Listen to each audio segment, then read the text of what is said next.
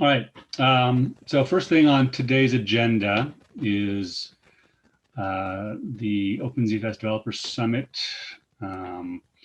dates and planning. The summit, if you look at the summit homepage on the OpenZFS.org website, these key dates are up to date at the moment.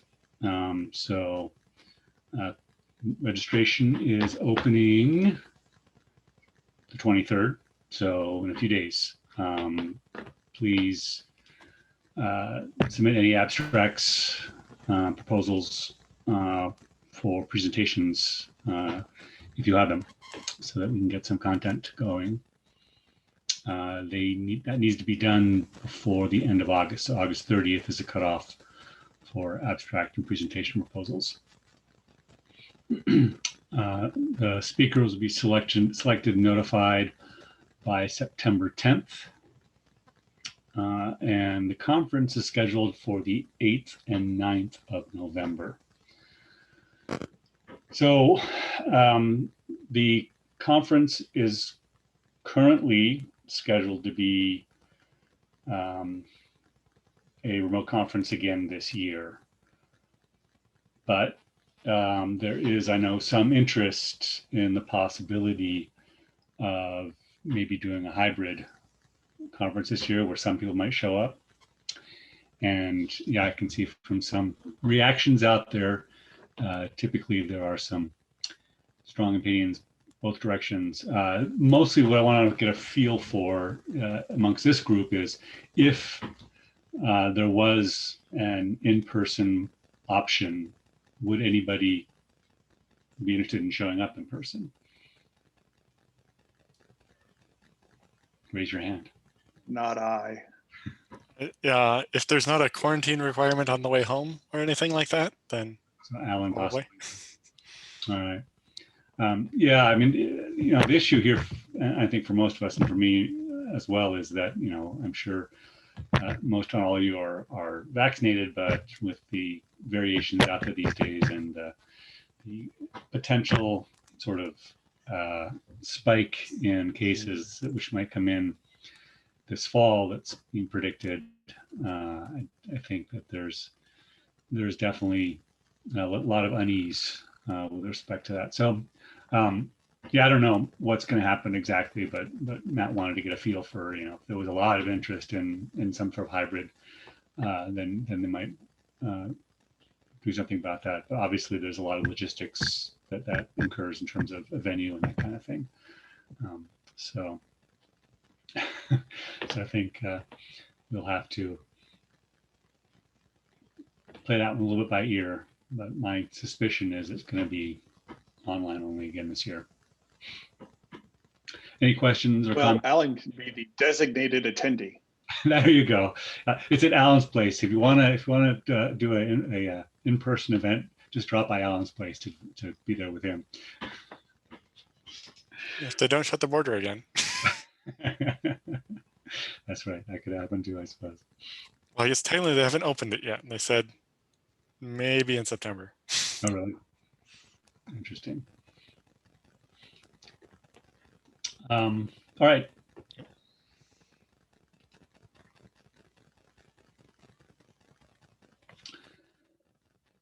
Next item on the agenda is ASAN, running Z-test with the AddressSanitizer.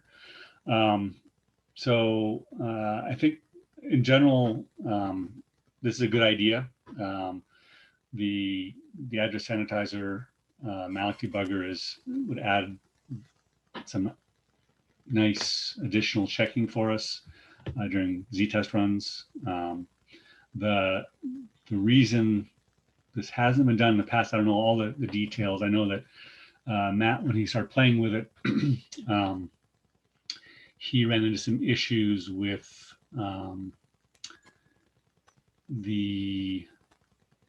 what was it? The ZFS standard memmalloc,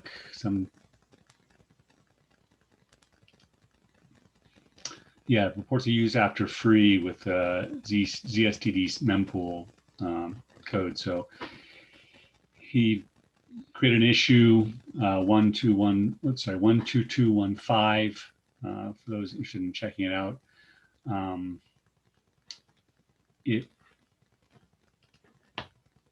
He was unable sort of to get a good run without running into issues here, so it would just keep crapping out in this routine. He ended up sort of commenting out the code basically and bypassing it in order to get things to run cleanly for him. So that's kind of an issue that needs to be tracked down and figured out. It doesn't seem to be something which necessarily reproduces for everyone. So take a look at the issue. There's people who've said it runs fine for me. I think though that we need to figure out sort of how to get the code fixed if necessary, or at least work around this issue so that we can get the AddressSanitizer running regularly, do regular builds with AddressSanitizer enabled and get our Z-test runs so that we can uncover memory issues that might be latent in the code or be introduced by changes that are coming in.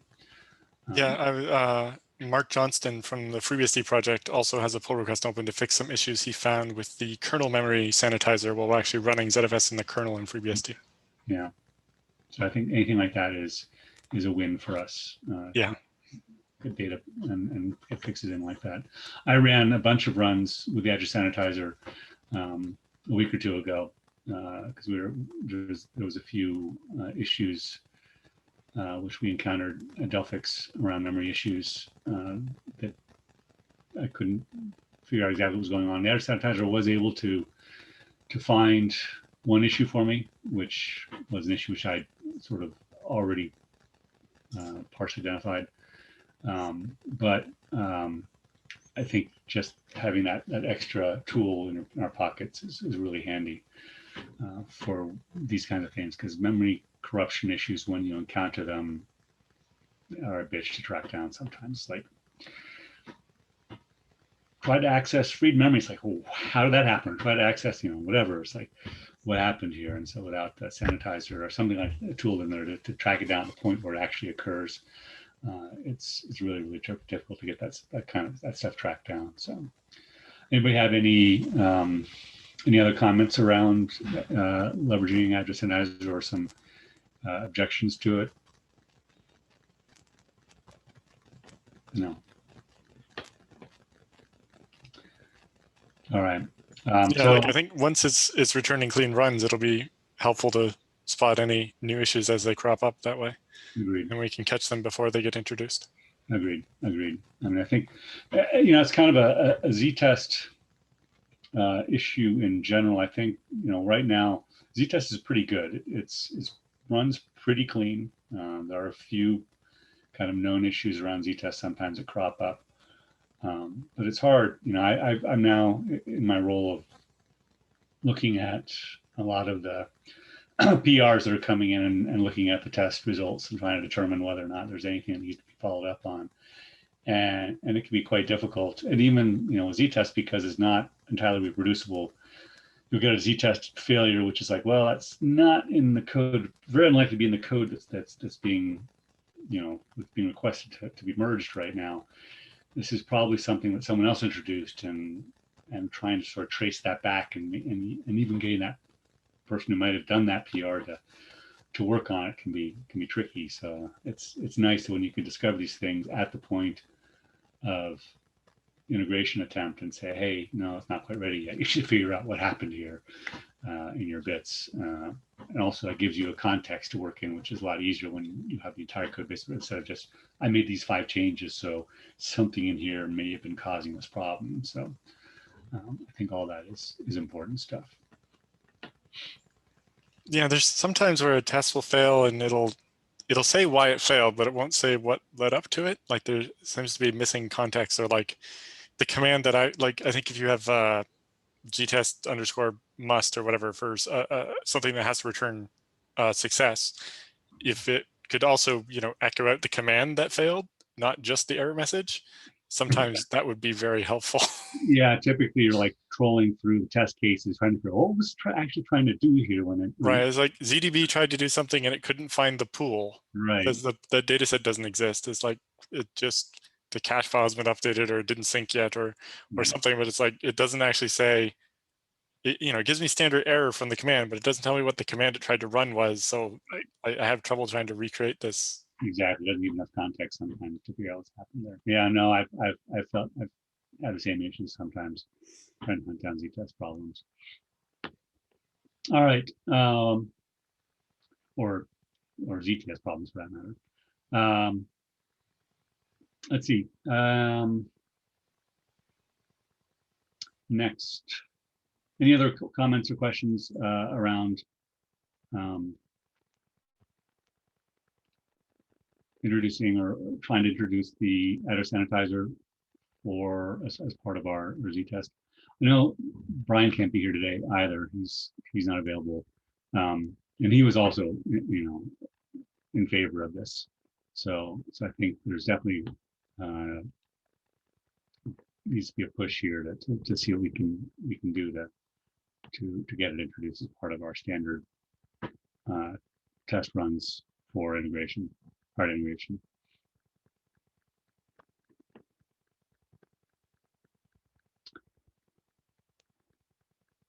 Someone asked for a status update on the Panzora temporal dedupe. Matt says that it looks like the latest update was in April of 2020, and that they have deprioritized this upstream work. So he didn't seem like he thought it was it didn't seem like it was an active project at the moment. I don't know. I don't have any other information beyond that. Does anybody else have any knowledge or any information about that? My contact there doesn't work there anymore, so I don't have anything else. Yeah, has anybody had any experience with their temporal dedupe project? Yeah, I just when Josh explained it a year ago, what okay. it was. Yeah, I way years ago, Panzora came and talked to us at, I think it was Oracle. It was when I was at Oracle about adopting their technology. It was interesting. There's interesting stuff there, definitely. I have not followed it at all since then. So I don't know much. I assume there's no one from the company here. Yeah. Yeah. I did not get a terribly great long-term survival rate Really? glim from the last time I spoke with them. Okay.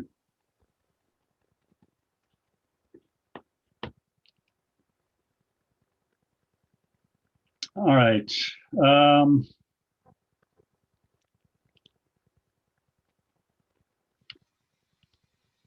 XDR compatibility. Ryan, is Ryan on? Yep. All right, can you hear me? Yep. So the problem is that extended attributes are named differently on different platforms. So Illumos doesn't have namespaces, so all the names are just raw. FreeBSD has a couple different namespaces, and we prefix the system namespace with a FreeBSD : system : string. And the user namespace names are just raw, like on Illumos. Okay. And so we can read those and Illumos can read ours. On Linux, there's a bunch of different namespaces, and the user namespace is also prefixed to the name. So it'd be user.bar. And so if we try to read that on FreeBSD, it shows up as user.bar instead of bar, or same on Illumos. And you just can't read extended attributes on Linux from Illumos or FreeBSD. And so I have a PR open that fixes that by adding a fallback to try the other names, depending on the value of a property. So if you set xadd or compat or xadd or fallback on, it'll try the other name for the user namespace. And then you can turn that off if you know that you don't care. And then there's XAdd or compat property that can be set to all to write the user namespace attributes the same across all platforms. And so on Linux, it would write it without the prefix.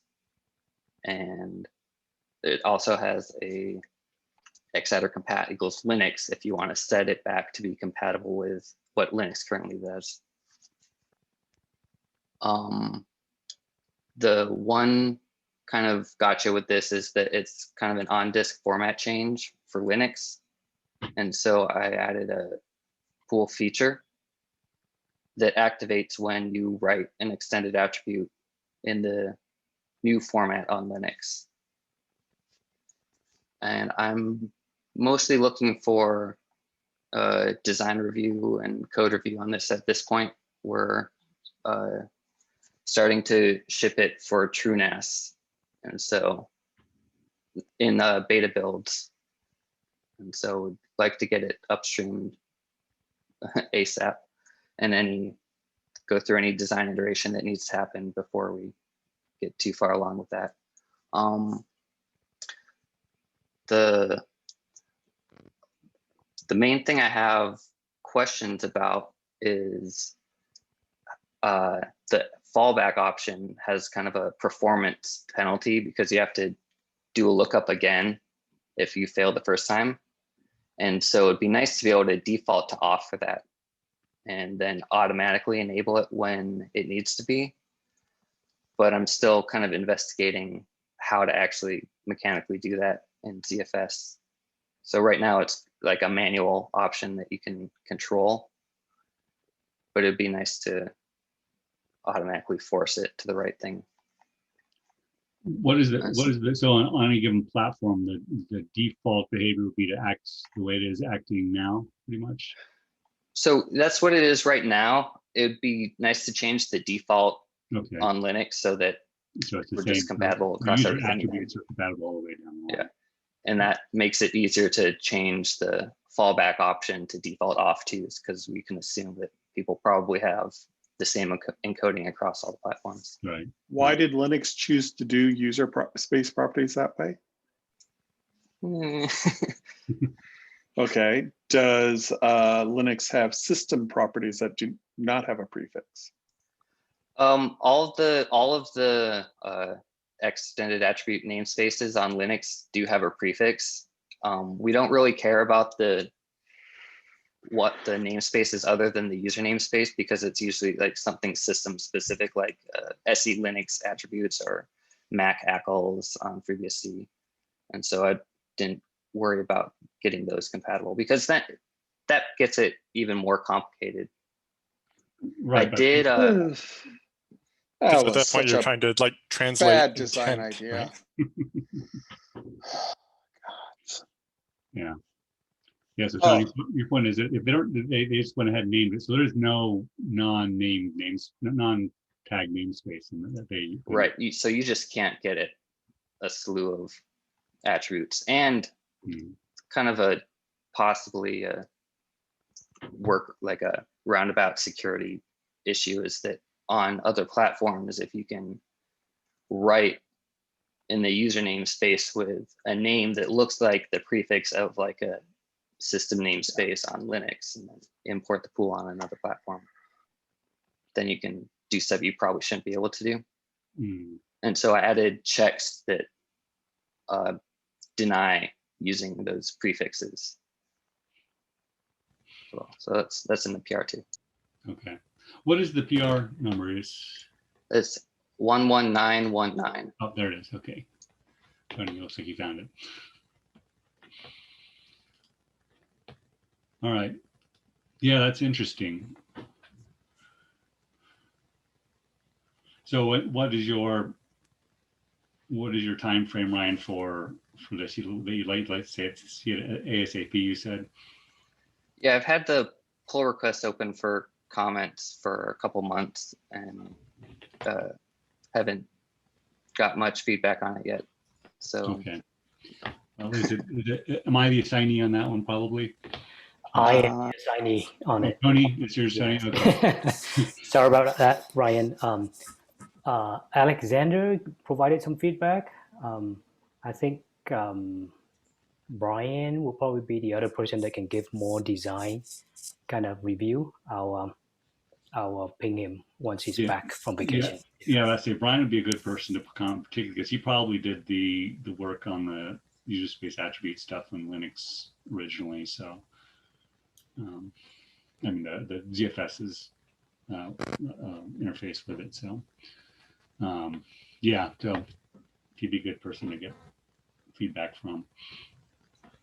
As you look at it all, Tony, have you, I do not see any comments from Brian there yet. All right. All right. Yeah, so I agree. Ping Brian on it, or do a review request for him for that.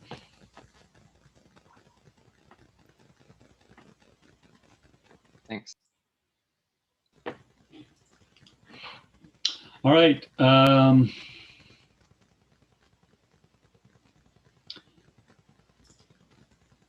That I think is all we have on our agenda, formal agenda today. Is there any topics that anyone would like to bring up at this I point? threw a couple things on the end there. Did you?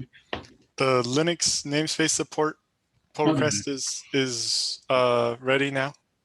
So if people want to look at that, we've been testing it and seems to be working. We had to revert one change that was committed quite a while back for, I think, Linux 4.9 compatibility or something. It changed the way you looked up the user ID so that if you were in a namespace, it tried to look up the ID relative to the namespace. But from ZFS perspective on disk, we always want to store the user ID relative to the root namespace. And then the calls like stat in Linux will translate to the user namespace after, like ZFS doesn't have to do that for you. Right. And so it was causing you to get E overflow if you tried to chon a file inside a namespace. So the first commit of that pull request is actually to revert some of the bits of that were causing the problem. And then the rest introduces the ZFS user ns command, which allows you to delegate a data set to a user namespace on Linux, similar to how you delegate it to a zone or a JL on Solaris or BSD. Cool. And then when you're in the namespace, you can only see the data sets you're allowed to see, and it has all the right VFS flags for Linux to be able to mount as an unprivileged user inside that namespace and so on. And so it provides about the same feature set. And I updated the pull request. Ryan found in the user space version of libspl or whatever, it was breaking the FreeBSD tests. So I added an ifdef to fix that. We do the right thing in the actual SPL kernel module stuff, but the user space version for the tests was always setting the global zone ID number to the Linux one, whereas on Illumos and FreeBSD, the global zone is 0, not some random large number that Linux picks. Right.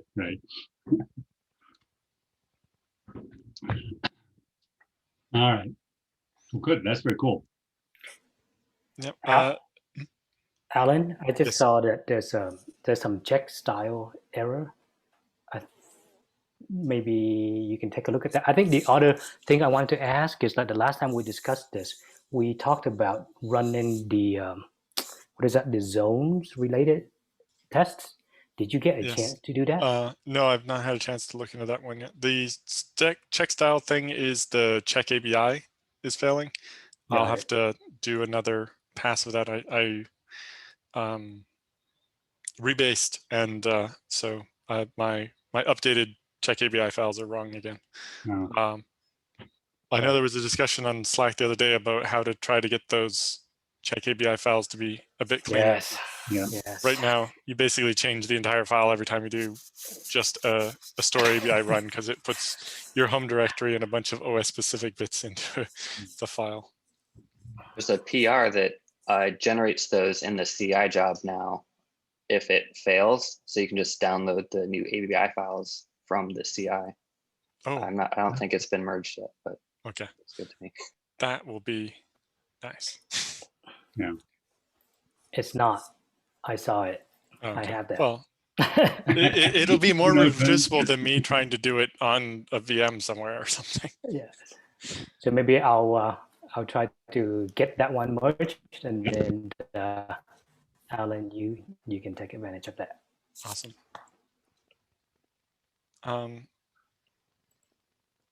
I think we're about ready to take the work in progress tag off of the VDEV property stuff as well. Oh, yes. That one. I went through and double checked and cleaned up all the XXX stuff. So Good. that's all sorted out. And I'm working with Dylan Cochran to write some tests for it. Very cool. Because it doesn't have enough tests for, make sure you can set a property, read it back, and then unset it and things like that. And the other one was for fixing the name of a VDEV. Like if you want the VDEV in the cache file to reference a different device name than it does right now, you can set it, but we want to probably put some tests in there to make sure it fails when it should and succeeds when it should. All right. And then, yeah, if there's anything else outstanding, we should make some to-do list or something for it. I agree. Yeah, I'd like to see us get that one wrapped up. So, yeah, if there's anything you need me for there, Alan, let me know. Ping me on that. I think the Alloc, no-alloc stuff is solid in there at this point, but it's sort of tested by the device removal path now because that's the way the device removal works. But yeah, there's other uses for no-alloc. We should probably have at least a test case or two around verifying the setting no-allocs with respect to space usage, etc. One of the because I think we talked about this, and I talked about this at a previous meeting, was setting no-alloc property on a VDEV removes the more space than you might expect from the available capacity, because it removes the storage capacity of the drive itself, saying, all right, yeah, the storage obviously is gone from your available space, but it also removes the space that's using currently from the storage capacity, because if you were to overwrite that data, it'll end up being rewritten into the rest of the data. So it would look as though like you had not actually written any new data, but somehow used up more space in the pool. So we have to be able to account for that space as well. So can you end up with negative free space with that? No. So for example, if you were to say you had a pool which had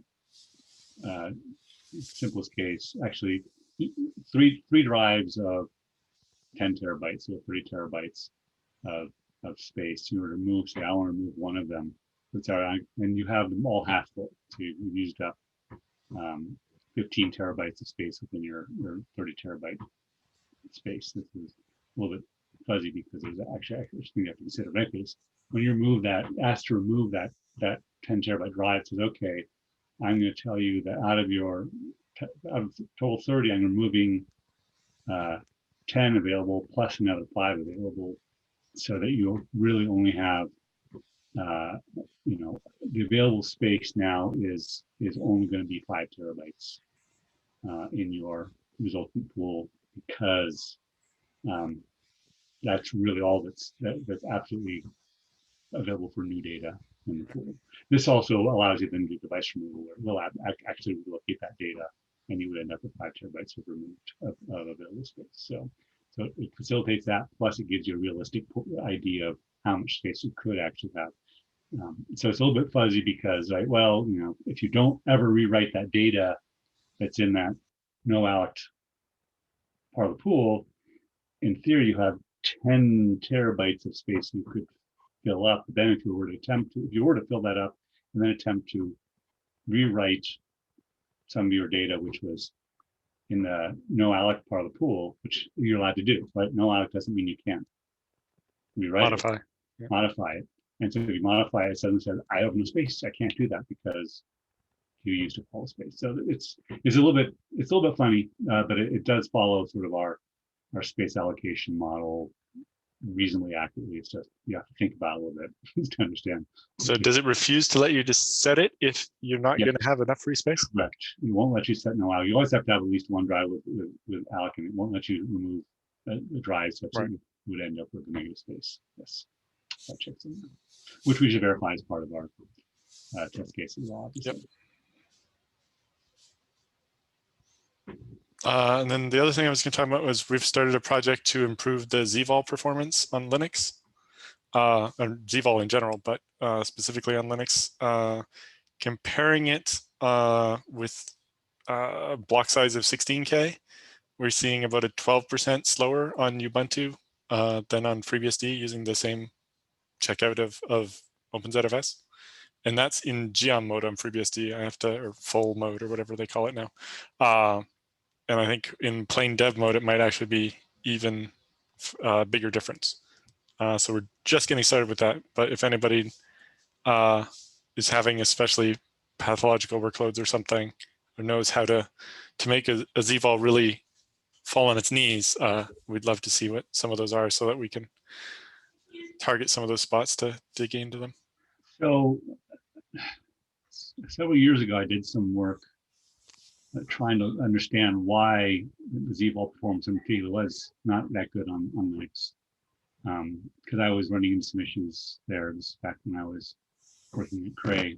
And my recollection, I don't remember all the details, was that there was some pretty clunky use of the block layer by the Zvol code in ZFS for Linux, where they were ending up doing a lot of things, a sector at a time in some of these some lower level layers of the block, interfacing with the block layers. That was like, why aren't you doing this in larger chunks, sort of thing, was my recollection of the issues I was seeing. But I just don't remember details, so I don't know if that helps you at all, but that was my experience. I definitely had the experience saying, something is wrong here with their Zvol implementation. So definitely some room for improvement. Yeah, I think before a commit from Matt from a while ago where he added a task queue and so on, there was kind of direct dispatch, and so it was really bad. You really noticed that it was doing one sector at a time. It's a bit better now, but having that one task queue where it might make more sense to use a more native interface and let the Linux queuing layer do it or something. Right. Looking at a bunch of different things there, but if anybody knows something that really performs poorly compared to just FIO or the Postgres benchmark or something, we're gonna try to fix it. So you can get your fix for free if you let me know what the problem is. Cool. All right. Yeah, definitely. I think there's some good possibilities there. And the last one is something that came up a long time ago, and we talked about. I think everybody's in agreement, but I don't think anybody ever did it. Was we wanted to change the default when you create a new pool to have LZ4 compression on by default, since there's almost no reason you wouldn't want it. And if you do, you would know that you don't want it and could turn it off. Whereas most people, I think, would want the, LZ4 is almost free and there's also just so much code in ZFS that's if compression is not off, then do this, like the zero suppression and stuff. That it kind of feels like having compress default to on would be a big win and a small change. And I don't know. Sounds like a good idea to me. It makes me think of another default that maybe could change now is the xadder equals SA. Before FreeBSD didn't support that, and so for compatibility, the default is dir, but now I've implemented it for FreeBSD, so we could change that if we wanted to too. That'd be a little performance boost too. Because it's one of those recommendations is you should just set it to this. for historical reasons, it's not set to this. You should really just set it to this. Yeah, especially with the compression. It's like, maybe in the past where, there weren't many good options, but even I think LZJB was reasonable by default probably, but LZ4, there's almost no reason not to have it on.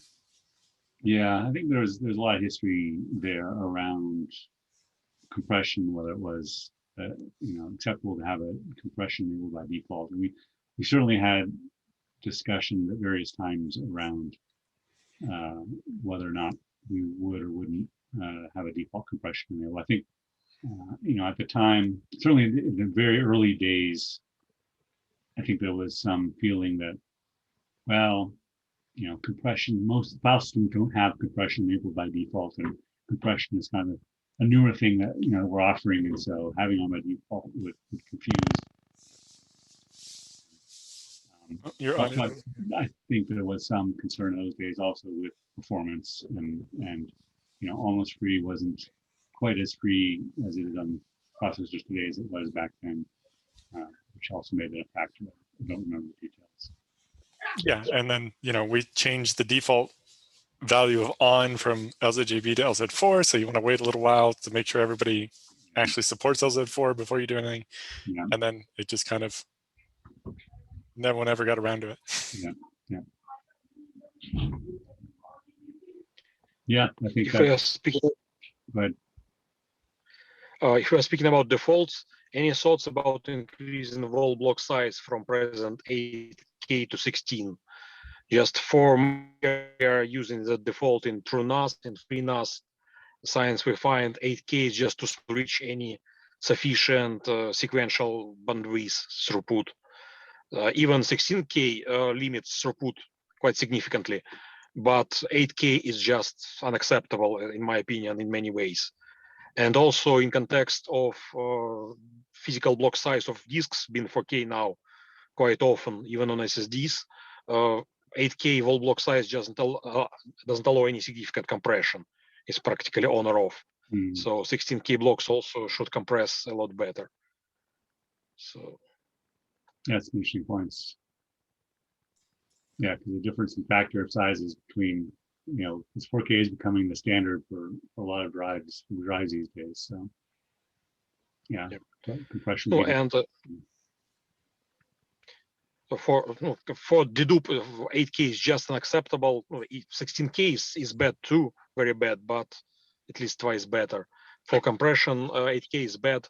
And also on many tests, I regularly see that our present sync thread can't handle more than 250,000 blocks per second. So 250,000 at 8K gives 2 gigabytes per immediately, practically lower.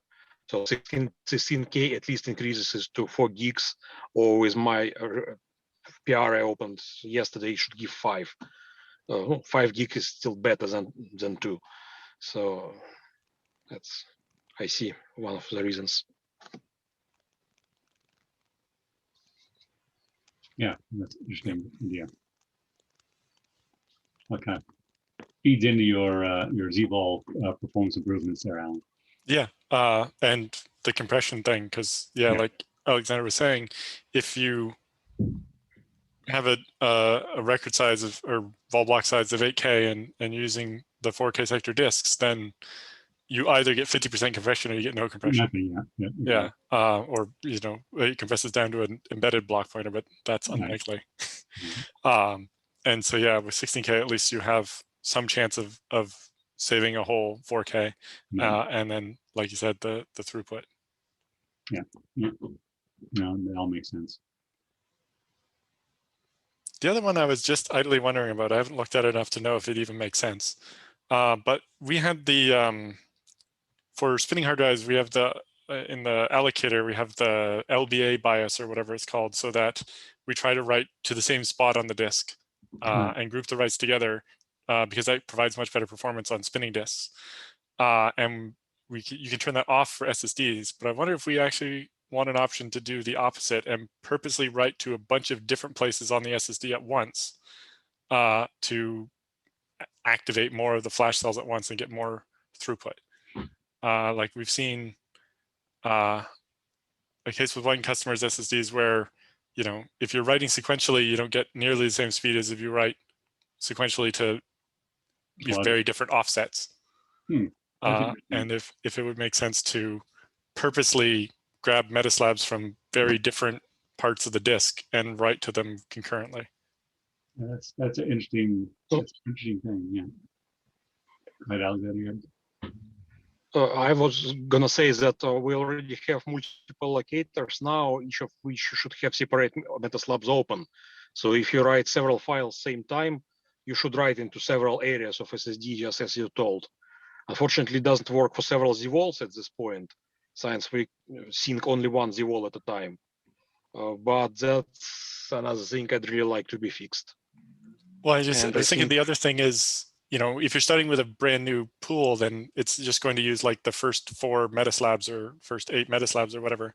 Like we generally don't allocate the last, even like Allocator create the last metaslab until the disk is getting full. And I was like, does it make sense to purposely try to separate which metaslabs we have open? One mechanism like that we have is that allocates data blocks. We do not allocate data blocks close to each other. They're trying to be separated. So maybe we could do something like that for multiple allocators. I don't know. And I don't know how big of a difference it would make and if it's worth it, but yeah, honestly, I really doubt about it. Metaslabs are already pretty big. We don't have so many of them. That's from one side. From another side, you mentioned LBI BIOS, and I have significantly strong feelings that last time I looked there, it was not effectively used for present some pool feature. I forgot which one, which was added a few years back, and enabling it practically disables LBA BIOS. We shouldn't have it this day, I think, but maybe we could just clean up it completely to not confuse people and figure out what actually we're doing. Yeah, I'm a little suspicious about all those, you know, hardware-specific tweaks that we might do that don't necessarily translate into real performance wins on a lot of modern hardware, or have unexpected behaviors on modern hardware, as you mentioned with solid state. You know, it's obviously it's just, the meanings are different. I think it was. Go ahead. I think it was space histogram what obsoleted LBA BIOS, but I may be wrong. I think that when histograms were added, there was too much logic to you can additionally consider BIOS or something like that. But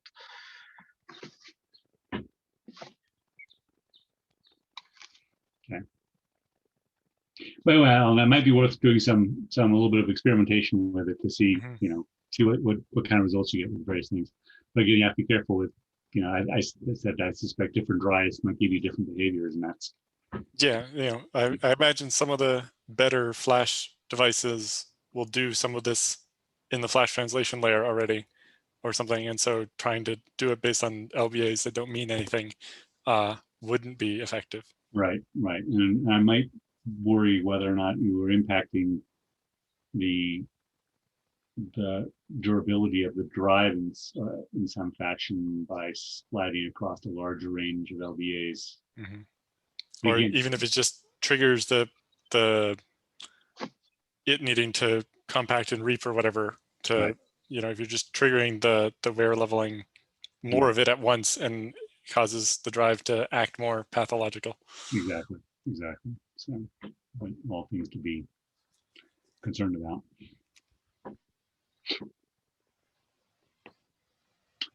All right. Anything else?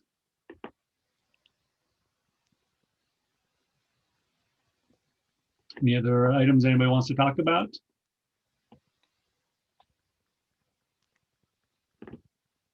Do everybody have a presentation ready to go for the OpenZFS conference coming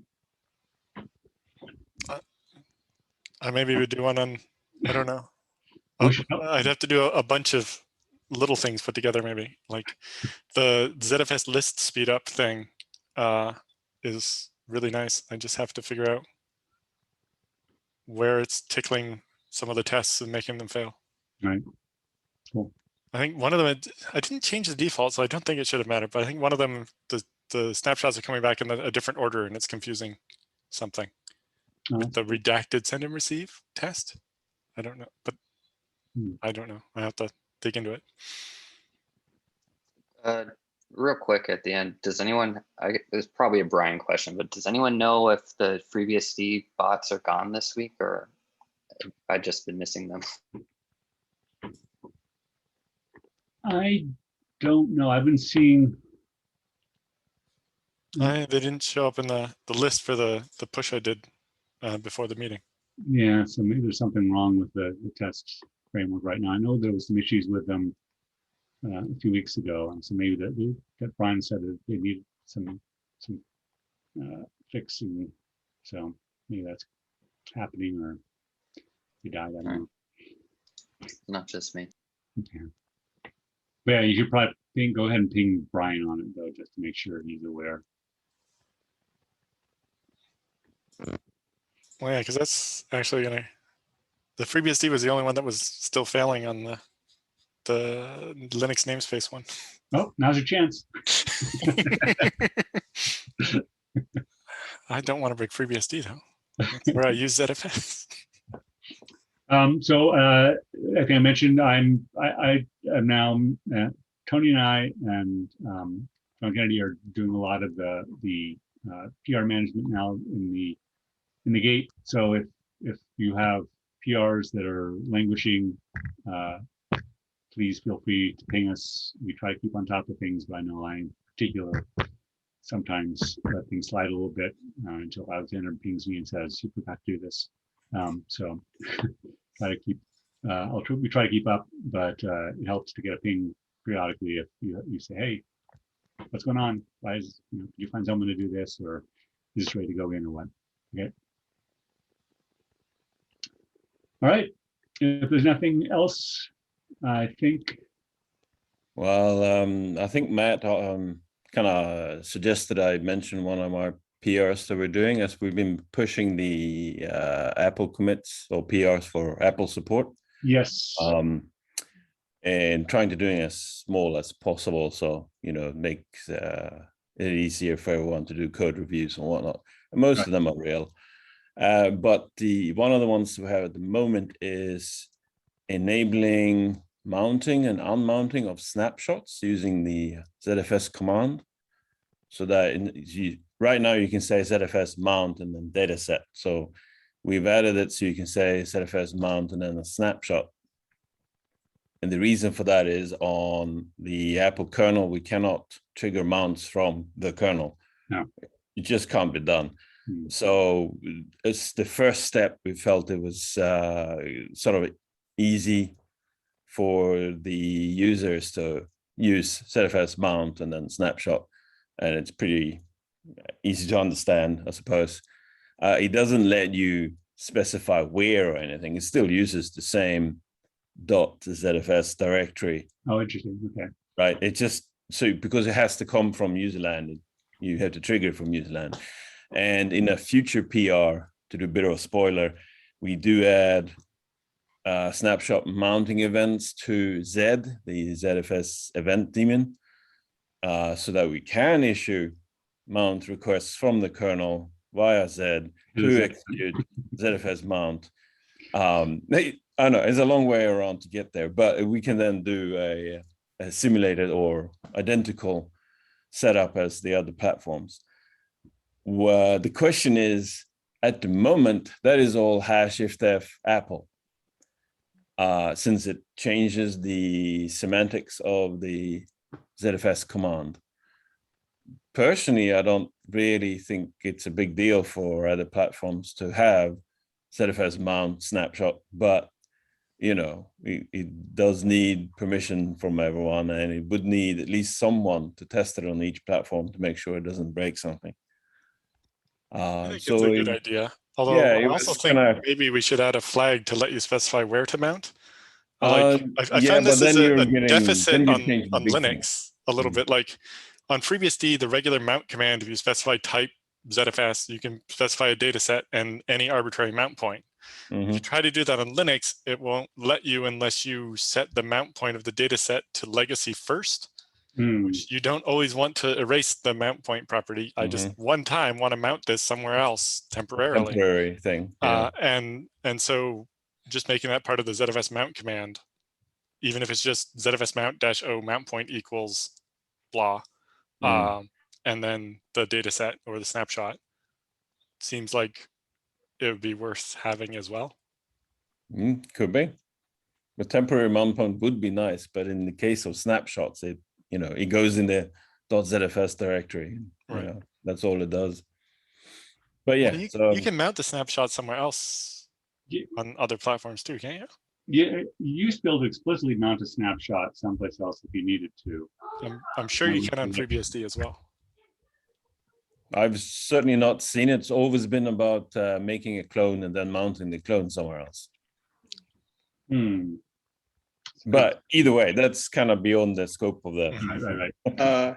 Yeah, The question is, Jorgen. do you want more or less #ifdef? So. Jorgen. Yep.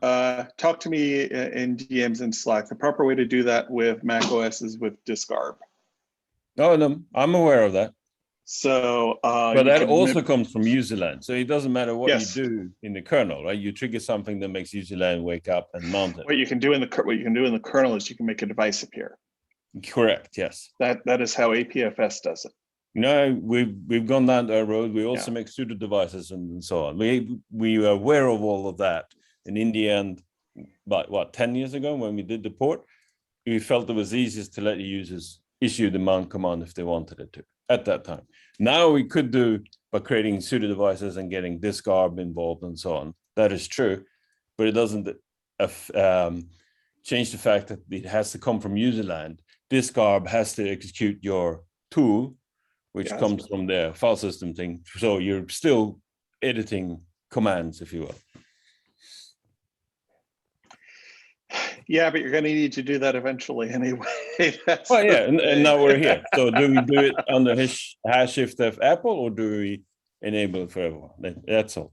I think the ZFS mount and being able to accept a snapshot is definitely useful to everyone. Yeah, Yes. I think that's probably not a bad thing. So. And yes, fewer ifdefs is better. I think there's more places where I'd like us to use the snap spec thing to specify a range of snapshots in the commands. But, sometimes I think that'd just be a convenient way, shorthand for incremental replication. Just this snapshot through that snapshot instead of specifying it with small I or big I. But then you have to, one of them has to imply whether it's everything or just the difference between the two. Right. And it gets more complicated, but anyway. Yeah, I mean, similar to that, there's we add a bunch of _OS functions. A good example for that is with rollback. After you call libzfs to do rollback, we need to do a rollback _OS section for Apple where we kick Finder into refreshing. Otherwise, it keeps showing the old information. And that could all be in #ifdef, but I think it's nicer to just have empty functions on the platforms that don't need it. And we already do that for Zvol wait, I think it is, where one platform is empty and one has some code in it, something like that. But yeah. Yeah, I think it makes most sense to do that. And it means the plumbing is there if something does need to happen on all the platforms later and so on. Yeah. Okay, that is all. Yeah, thanks, Jordan. Anybody else? I did have a question or thing just to get some ideas here. One of the things we ran into on Illumos here recently, or we discovered, was because of the kind of the ordering of porting of stuff, the encryption features.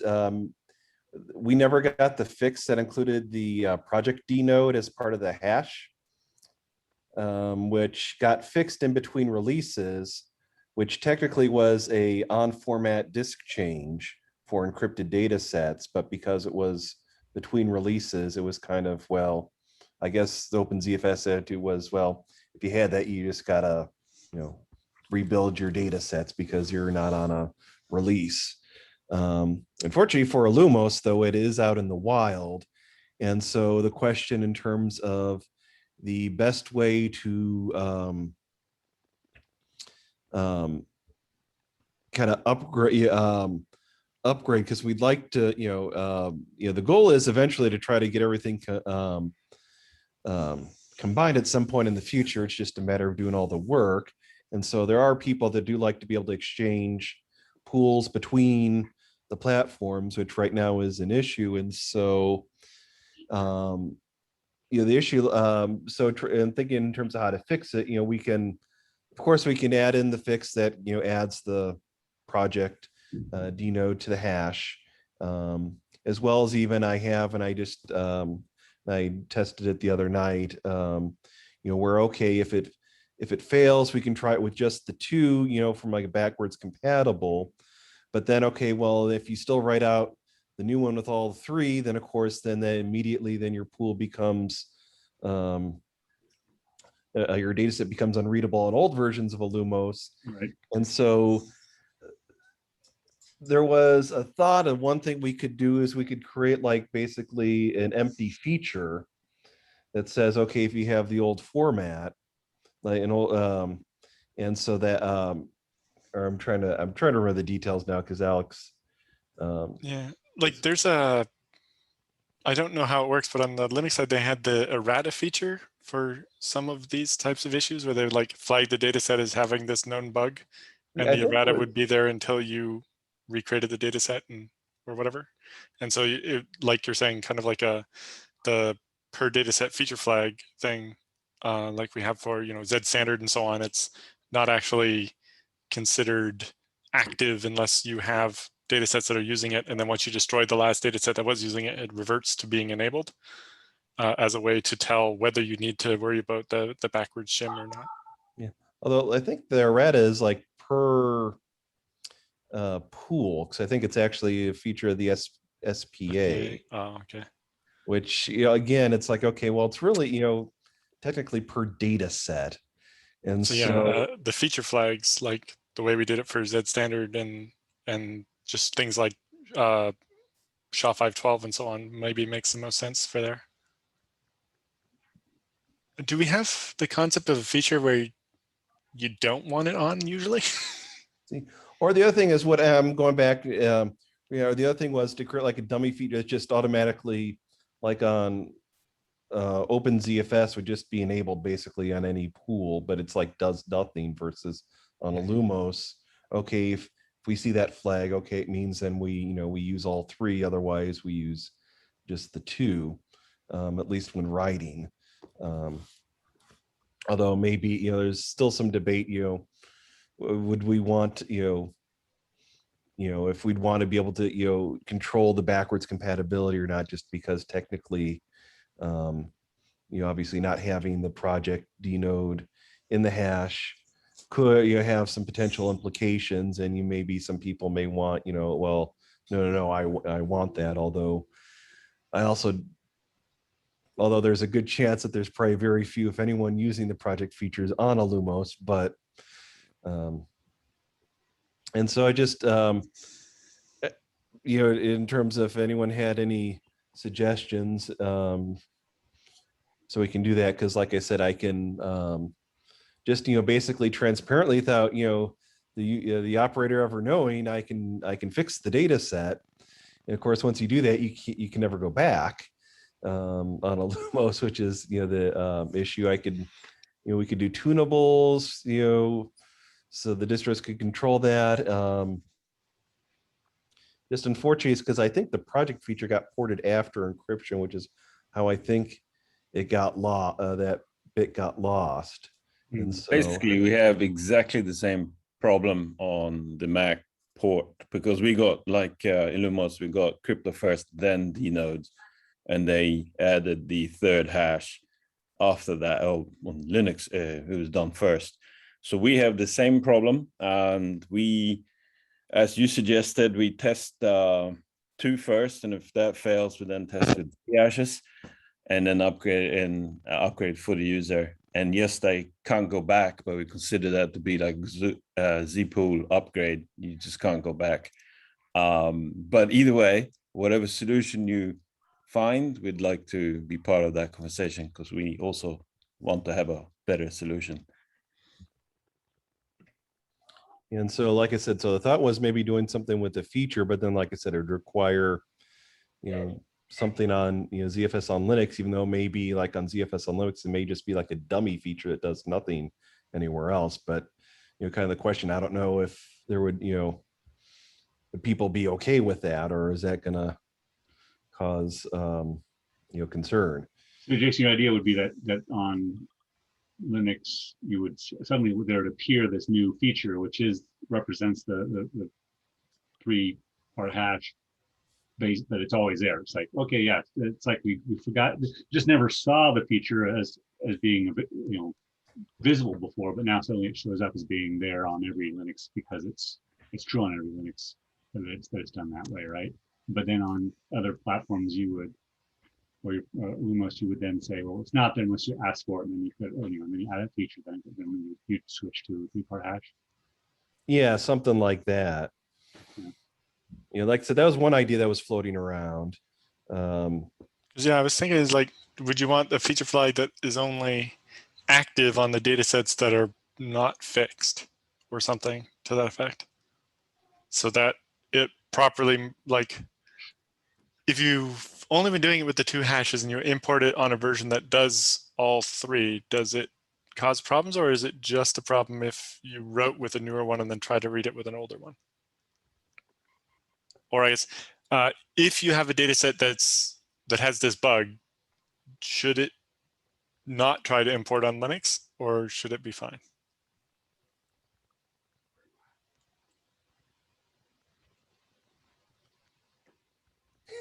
I got. Yeah, sorry. For, Basically, if you made it a feature flag that only existed on the platforms that had the problem, then and it was activated where the problem is present, then it would block it importing on systems that don't have the problem.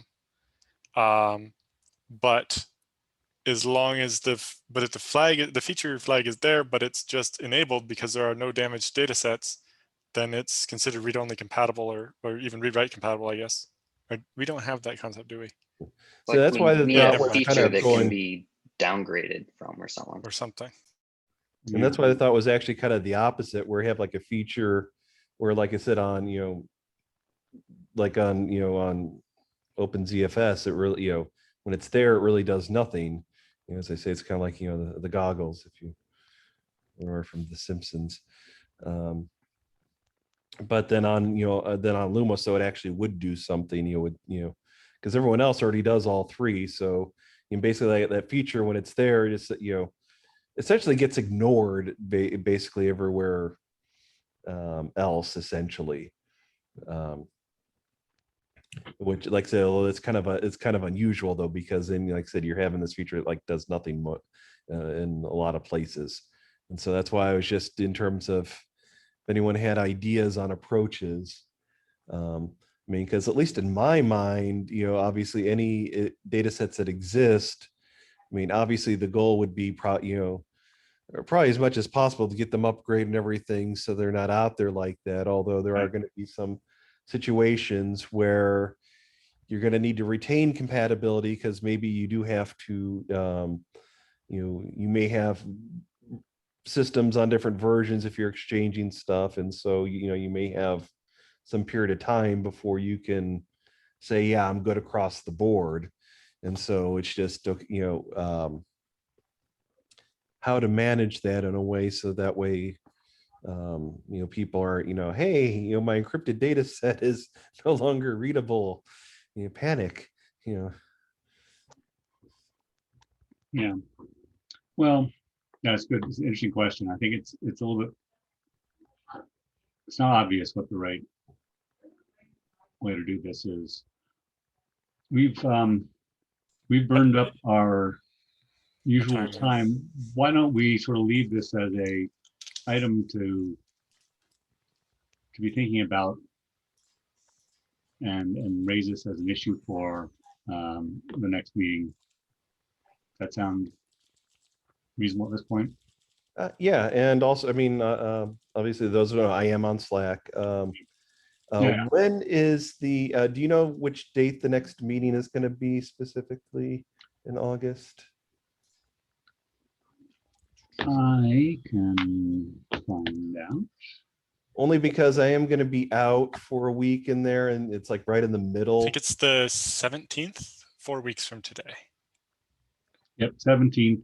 Yeah, and afternoon. and I am out then, and I'm going to be in the. I'm going to be at the bottom of the Grand Canyon, so I'm not going to have any type of connectivity. Oh, that's a problem. Yeah, so you'll be on a raft down there. So, Sweet. but yes, okay, yeah. So just if anyone has ideas, you know, feel free to hit me up on there. Like I said, we'll probably talk some more internally. Like I said, that was the one idea that came around that was that feature. So I just wanted to Okay. bounce it off everyone. Yeah, I put it in the notes, and we'll Yeah. see if anybody comes up with anything. Right. Okay. All right. Thanks all. See you next time. Thanks, everyone.